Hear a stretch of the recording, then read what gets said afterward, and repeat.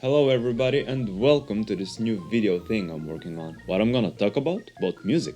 But not any type of music. Music in video games. I like music, I like games, smash them together and you got this show. Today I'll be talking about the music in Crash Bandicoot 1, 2, 3 and Crash Team Racing. That's 4 games for the PS1 by Naughty Dog. Today my outfit looks like Crash Bandicoot. Wow! Also, I will try, keyword try, to make several tracks in the style of the music that's used in these games. But who's Crash? He is just your friendly idiot mutant Bandicoot, genetically modified and upgraded by the one and only Dr. Neocortex. Crash was supposed to be the competing mascot for Sony versus Sonic from Sega and Super Mario from Nintendo. Andy Gavin and Jason Rubin, the creators of Crash, took some inspiration from Sega and what they did with Sonic the Hedgehog, and from Warner Brothers and what they did with Taz the Tasmanian Devil. So they created this furry, dumb but very lovable character, Willy the Wombat, who after that evolved into what we know now as Crash Bandicoot. Wow! They went with the cute little creature Bandicoot. Look how cute it is. But the Bandicoots, they eat worms and roots. That's not really cute. So they gave Crash the Wumpa fruit, which is definitely mango fruit. And what all this has to do with the music? 2 words. Josh Mansell, an American composer and instrumentalist who worked on the first 4 games in the Crash Bandicoot franchise. He pretty much set the ground rules of how the music should sound like. And since most of the design of the game is inspired from Australia, of course the music is too. So most of the music has elements from the folk music from Oceania.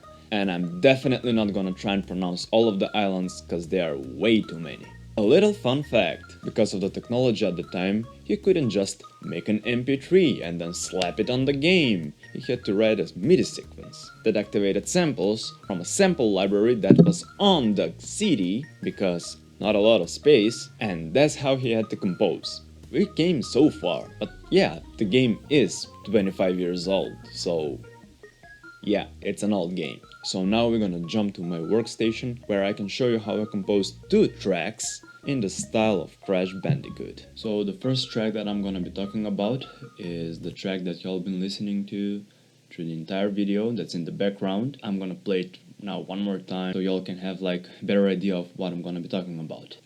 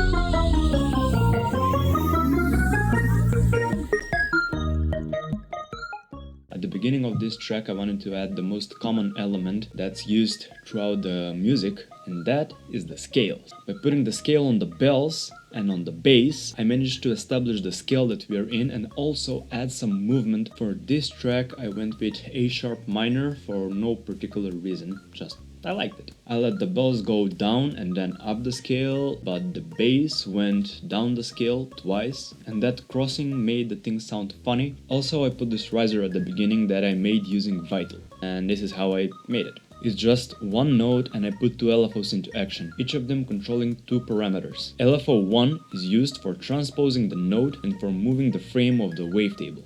LFO2 got used for the level of the oscillator and for the unison voices. I also played with the effects, going with chorus, delay, flanger and phaser to add as much movement as I felt was right. It got sent to mix track 11 and after some EQ and compression it was ready. I also put some bongos that I recorded. I made 3 duplicates. I moved them slightly, I also changed the pitch, and that made them sound like realistic percussion group. I let the bongos play through the entire song, but the rhythm changes at some places, I will talk about it later. After the introduction comes the first part of the track, where the kick and the keys come into play. All of the melodic instruments are playing the same progression, that's 1, 5, 4, 5.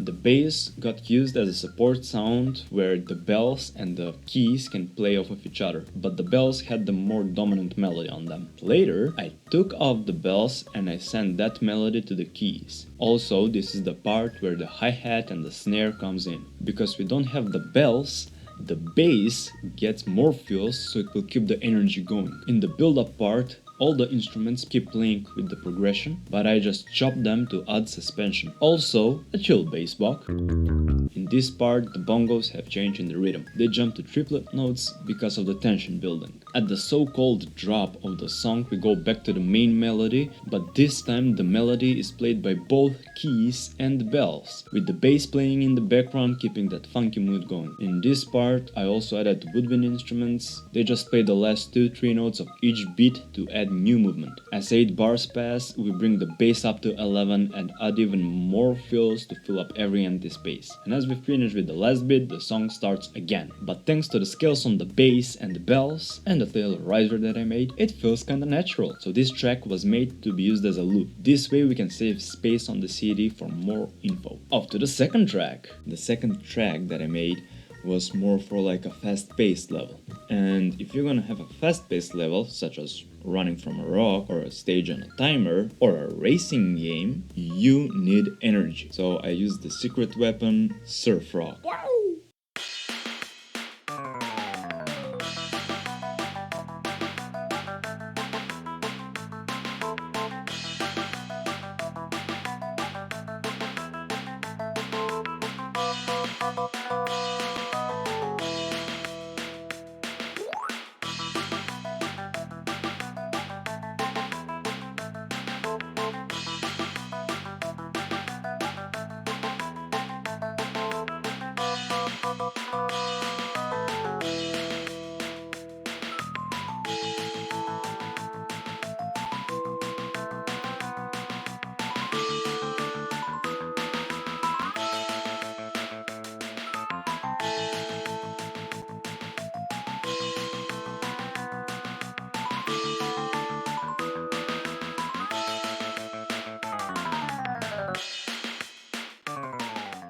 I don't have a long intro here because I wanted to get in the track as fast as possible. So I laid a simple surf rock drum bit, and at the third bit I let every instrument join in. The bass and the keys went chromatically down, from note D to note B, 2 octaves down, that's 16 quarter notes, and landed everything in E minor. I also used the 5 flat to get that jazz blues vibes at some places. After the intro, the drums continue holding the beat. The bass is arpeggiating minor chords, the root E minor and the 4th A minor. The guitar is going the same progression as the bass, but instead of one full note, it goes with 2 quarter notes with quarter pauses after each. The keys are also following the progression and are filling in the background with more chopped chords and passing 8 notes. This goes for 8 bits, and after that I have 4 bits of conclusion of the phrase. At the conclusion, all of the instruments are playing the same notes. At the end, of course, chromatic scale rising to the finish of the phrase and bringing the sound to a point where the phrase can be repeated once more. On the second run, there are some changes at the end of the phrase. The bass keeps arpeggiating the root chord, but the keys, they use the secret weapon of the surf rock, the Byzantine scale. Known as Arabic or Major Gypsy scale, it has that mystical vibe to it, so I brought the entire track there. It's considered mystical because it was very rarely used in the Western world. But still you can hear that phrase in surf rock music from the 50s and 60s. So by using the declining E Byzantine scale, I brought a new phrase like a response to the last. In this part, the bass is still going into E minor, going up the scale, but it still uses that 7th note from the Byzantine scale as a passing note. At the end of the phrase, it uses the Byzantine scale as a way down to the beginning, allowing it to be repeated again. In this part, the keys take over as the main instrument. It fills the sound with long chords and fills in the Byzantine scale, while the guitar on the other hand takes the role of opposing instrument to the keys and it stays in E minor. It's like it's trying to pull the keys back to E minor, and at one point it succeeds, but then the keys like shake it off and go from D, that's in E minor, to D sharp, that's E Byzantine. But they all come to triumph when the keys go to E and the guitar and bass go to A, and that harmonizes very beautifully because the A note is the fourth in both scales. The second time the phrase goes, the keys use more notes of the Byzantine scale, and as they finish in the harmony at the end, they all go chromatically 16 quarter notes. The chromatic scale here is used to pull everything back to point zero, where the track can be repeated again and again and again. And that's how I would compose if I worked on Crash Bandicoot. If you found this video funny or helpful, let me know down in the comments. And since you're already down there, spin kick that subscribe button like it will give you an extra life. Thank you all for joining me, and I'll see you next time. I really need to find the correct cable to connect this PS to my TV.